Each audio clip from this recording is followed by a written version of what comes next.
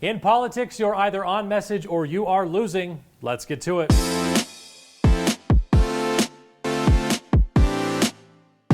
Welcome to On Message, a weekly look at where the battle lines are drawn and who is winning the war of words. This week, take the W. Just before Labor Day weekend, I noticed an interesting headline in the Salt Lake Tribune. It said, Rocky Mountain Power's parent company wants to reduce carbon by 98% by 2050, but environmentalists say it's not enough. Now, the story goes on to outline the details that include Rocky Mountain Power's conversion from coal-fired plants to natural gas plants, cutting emissions by 74% by 2030 and 98% 20 years after that. Evidently, though, that's still not good enough for some environmentalist groups like Heal Utah. And I know I've preached the importance of being media savvy and knowing the headlines don't convey the full story. That's literally why there's a story under the headline. But when I read this headline, I couldn't help but think that there was a lot of high-fiving going on at the Rocky Mountain Power headquarters. Now, the headline stands out to me for two reasons. First, that seems like really great news that Rocky Mountain Power is moving in a positive direction, and the number they're cutting, 98% of emissions, is impressive to almost anyone who would read it. But what had me rolling my eyes is that second part, that it's still not good enough for environmental groups. You get 98% out of 100 and you still aren't satisfied?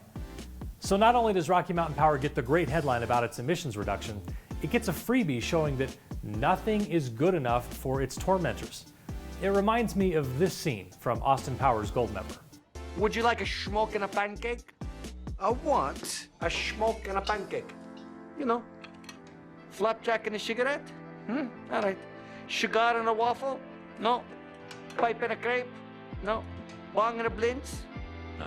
Oh, well, then there is no pleasing you. No pleasing you indeed. So, what's the lesson?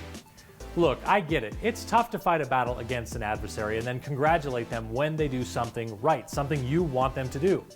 But the better communication strategy is to applaud their decision and talk about how it fits into an overall picture, and then encourage other industries to follow suit. When you get what you want and complain, you don't incentivize anyone to offer you any concessions in the future. When you get a win, even if it's not a complete victory, take it, celebrate it, be gracious, and keep fighting for what you believe in.